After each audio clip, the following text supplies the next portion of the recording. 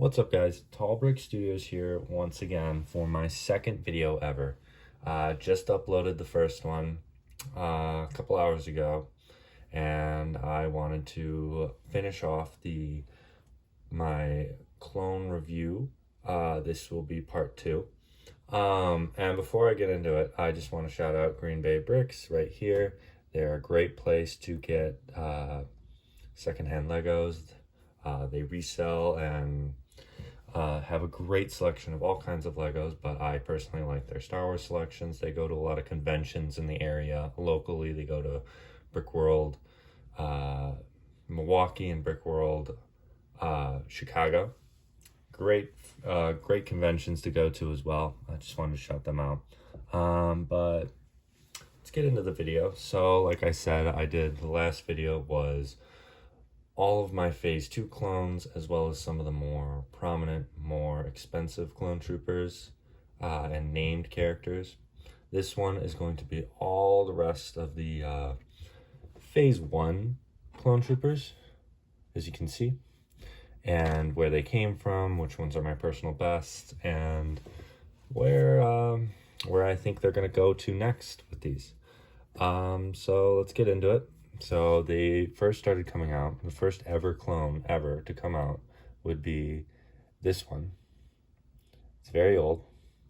It's from 2002, and obviously you can see this isn't in the best condition. That's because I got these at a very young age and didn't realize you should take care of your Legos when I was 6, 7, and 8 years old. I played with them roughly, and fortunately enough, they were hardy enough to be able to still be used in a collection. I am going to create a larger mock with all of my clone troopers, all of my Lego Star Wars figures, but overall this was, at the time, a good figure. For some reason, they did a weird face print with these, if you can see. I don't understand why they went with that. And they also went with an open visor, so it's not fully sealed in. It's like the Phase 2 original clone troopers, that it's a black, but instead it's just a solid black head. So that was the first one ever, and then you go down and come to 2008, and that's when we get a reappearance of these, and they look like this, as you can see, much better and much more designed. They have a filled-in visor now, so it's completely sealed in, and the face is a generic, at the time, clone trooper helmet face.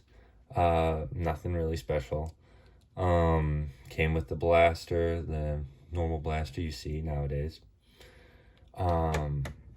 And it came out because of the reappearance of the Clone Wars series, and that came from the movie first, which personally I think the Clone Wars movie isn't the worst piece of Star Wars entertainment that's come out, especially in recent years. Yeah, and then we get a real special treat in 2009. We get one of the greatest battle packs ever created and released for us, and it was a generic clone trooper battle pack with a really great selection of troopers. So you got your generic Phase 1 clones with their blaster, and then it also came with these guys. It was a Phase 1 clone, came with the regular face print and everything, but it added the armor pieces, which I think just makes the clone look so much sharper. You were able to design your trooper how you wanted to. There was a lot of flexibility with using them. There really wasn't any specific way you had to design them. I personally like to view them as a commando, and they have all the armor pieces, so the skirt, the shoulder plate, and the visor. And I think these are one of the cooler and more sharper looking clones. I mean, you can buy regular Phase 1 clones and then buy the armor separately. That's one way to do it.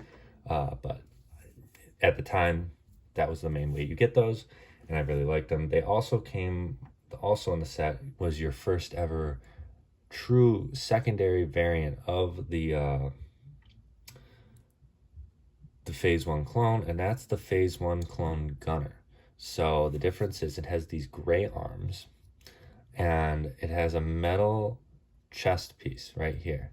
See, it's kind of reflective. And then on the top, it's your generic, kind of like a pilot's helmet almost. Overall, sharp minifigure. Nothing really to go wrong with it. Generic back printing. And then you get into 2000 and you get to 2010. Yeah, 2010. So here we get, they're expanding a little more on it. And you get these guys. Now these guys, I looked it up there. I don't think, now, or leave a comment in the chat if I'm wrong, but these were never appeared in any type of Star Wars content, show, movie, or short. I don't know if they were in the video games. I don't think they were, but this is Horn Company. These are the Horn Company. And it's a really unique design and color choice. We don't even see these on the newer style. I mean, we're now starting to get like the purple Phase 2 clones. That's as close as we got to like something like this out of the ordinary. But overall, just great design, and I love the color, and like there's little markings. Again, just your generic Phase 1 clone trooper face. This came in 2010, I believe. In the other clone battle pack, came with a speeder as well that came in, were these guys. Bomb Squad troopers. Now, I think these are a really cool addition. They only showed up in one season of the Clone Wars. So I think it's really cool that we got to see these guys, and then LEGO gave us a chance to kind of get them in a battle pack in large quantities. Because this is kind of it's a niche figure. Not one that everyone probably will know about. But it's a unique design. It's a different variant from the clone, Phase 1 clone. We don't get very many variants, so this is one of very few. And I really like the design, the color, the orange. It's a little bright, but I personally like it because it stands out. It's unique. Then we get further down, and we haven't really, they kind of stay with this generic, this type of clone for a while. And then in 2012, we see our first branch out of a new design for the Phase 1 clones. And I'm going to show this guy right here. This is a clone sergeant. So this is the first ever rank we got for a clone. Now, these are from the movies, episode 1. Now, I really like how they have the insignia here to designate rank, and then they have the helmet. The helmet is probably the coolest part because it's got like that reflective visor. It's almost like it's not jet black, but it's like a reflective color, and I just think it's really cool that they did that. And then they have the face, obviously. It's a newer face. That's a scowling clone look. Nothing too special, but I just thought this is the first ever branch out for them to do another variant. And then with that variant came another, so this is the then other Phase 1 clone. As you can see, it's different from the Phase 1 from the Clone Wars because this armor and this armor are very different. So if I go back to the 2002 version, you'll see that the similarities in these. On the left breastplate, it has the two markings, and the kind of the belt around the waist is very similar. So they kind of went back to that old original look, which I thought was cool. Personally, I think these, as they get on, they get even better. But just overall more detail And again, you just get that scowling clone face. Nothing too special. And then in 2013, we get my personal favorite, just because this color is my personal favorite out of everything. But we get this really nice Lieutenant. Now, I'm upset that I didn't get more of these. These came in the 2013 Hailfire Droid set. And it was actually, side note, that was the, I believe that was the last time until now we got super battle droids in a set. So until recently in the new clone and droid battle pack combination. But back to the phase one. The blue markings are amazing. The design, it has upgraded just over a year. The Sergeant came out, so they upgraded it and went with leg printing, as you can see. And they kept the belt area the same as the original 2002 version, which I thought was good. And they kept the visor, which with that shiny reflective metallic look for like imitating a real like glossy glass texture. I thought it was cool. And then again, you have the generic face. And why I keep pointing out the generic face, you'll see in a little bit with the